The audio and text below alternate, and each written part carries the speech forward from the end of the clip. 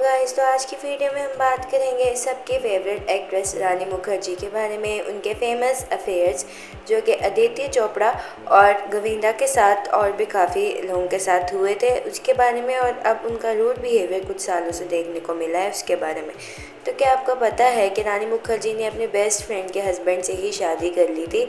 Actually Aditya Chopra पहले से married थे और गोविंदा भी उस टाइम मैरिड थे जब उनका एक्स्ट्रा मैरिटल अफेयर स्टार्ट हुआ था रानी मुखर्जी के साथ। और रानी मुखर्जी जो अदर एक्ट्रेसेस को डाउन फील करवाती हैं, उनको इनसिक्योर फील करवाती हैं, उसके बारे में भी हम बात करेंगे। तो यश राज प्रोडक्शन हाउस के ऑनर हैं आदित्य चोपड़ा। उन्होंने काफ़ी फेमस फिल्म जैसे टाइगर जिंदा है, पठान और इस तरह की मूवीज़ दी हैं। तो उनकी शादी 2001 में हुई थी पायल के साथ और वो दोनों चाइल्डहुड लवर्स थे। फिर 1998 में रानी मुखर्जी ने काम करना स्टार्ट किया आदित्य चोपड़ा के साथ और उन्हें काफ़ी सारी मूवीज़ मिलने लगी थी यश राज प्रोडक्शंस की तरफ से। और इवन 2008 तक वो सिर्फ यश राज प्रोडक्शन की ही मूवीज़ करती थी। और 2009 में डाइवोर्स हो गई थी आदित्य चोपड़ा की उनकी वाइफ पायल के साथ, और लोग इसको ब्लेम करने लगे थे डायरेक्ट रानी मुखर्जी पर, क्योंकि उनकी वजह से ही डाइवोर्स हुआ था पायल का उस टाइम के मीडिया पोर्टल्स के अकॉर्डिंग। तो लोग क्वेश्चन करने लगे थे रानी मुखर्जी से। और रानी उस टाइम इतनी ज़्यादा फेमस नहीं थी, न्यू थी इंडस्ट्री में, और आदित्य चोपड़ा खुद को लो प्रोफाइल रखते थे और उनकी वाइफ पायल भी उस टाइम तक बॉलीवुड में नहीं आई थी। इस वजह से जो रानी मुखर्जी को ये सब थोड़ा बहुत जानते थे तो सारे क्वेश्चन रानी से होने लगे थे।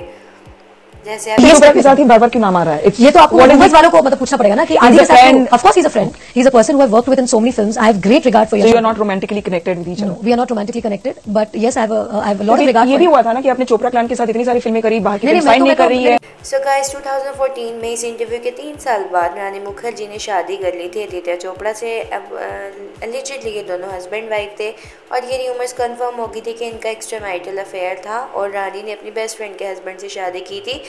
नो डाउट यहाँ पे दोनों इक्वली रिस्पॉन्सिबल थे। आदित्य ने तो अपनी चाइल्डहुड लवर को छोड़ दिया था एक किसी और न्यू एक्ट्रेस या किसी फीमेल के लिए। तो यहाँ पे दोनों की इक्वल मिस्टेक बनती है। तो अब बात करते हैं रानी मुखर्जी और गोविंदा के एक्स्ट्रा मैरिटल अफेयर के बारे में। 2000 की मूवी हद कर दिया आपने कि जब शूटिंग हो रही थी तो उसके बीच में र्यूमर्स आए थे कि ये दोनों बहुत ज़्यादा कोजी होते थे एक दूसरे के साथ, डिनर्स पे भी जाते थे, घंटों एक दूसरे के साथ चैट्स करते थे। तो यहाँ पे उनका रिलेशनशिप स्टार्ट हुआ था।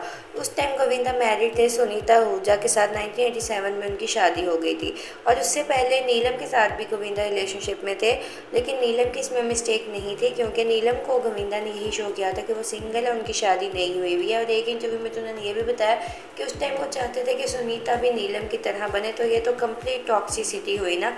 कितना हॉरिबल है गोविंदा का थिंकिंग होना कि वो अपनी वाइफ को अपनी वाइफ की तरह नहीं बल्कि किसी एक्ट्रेस की तरह देखना चाहते हैं, और जिस एक्ट्रेस के साथ उन्होंने रिलेशनशिप स्टार्ट किया ये उसके साथ भी गलत हुआ। तो काफ़ी सारे मैगजीन ने इसे कवर किया था और गोविंदा ने रानी को बहुत सारे एक्सपेंसिव फ्लैट्स और कार्स भी गिफ्ट किए थे।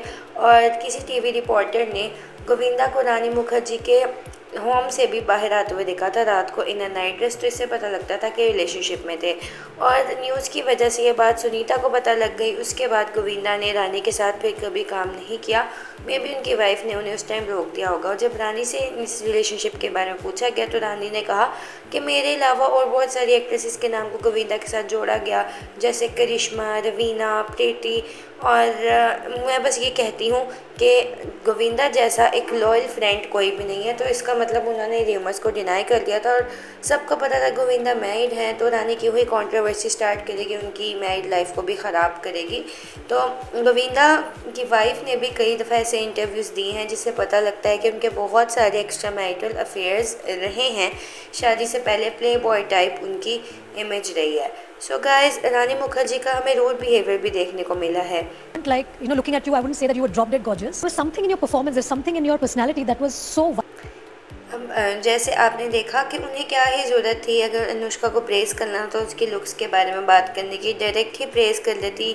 यह बोल के इनसिक्योर फील करवाना ज़रूरी था कि मतलब तुम इतनी खूबसूरत नहीं हो ये वो। और उन्होंने प्रीति जिंटा के बारे में भी बोला था कि प्रीति बहुत ज़्यादा बोलती है। तो बहुत ज़्यादा कंट्रोवर्सीज़ और बातें ऐसी रही हैं रानी मुखर्जी की स्टार्ट से, लेकिन उनके हस्बैंड की वजह से उन्हें बहुत ज़्यादा बेनिफिट हुआ है। उनके करियर में बहुत ज़्यादा जो एक उनका सक्सेसफुल करियर के पीछे हाथ है वो उनके हस्बैंड का ही है। और अभी भी वो अगर कोई मूवीज़ या प्रोजेक्ट्स बहुत कम करती हैं तो वो उनके हस्बैंड की प्रोडक्शन हाउस से होते हैं, उनके रिकमेंडेशन पे होते हैं। So guys that's it for today's video. आपको क्या लगता है किसकी ज़्यादा मिस्टेक थी? तो thanks for watching, bye bye.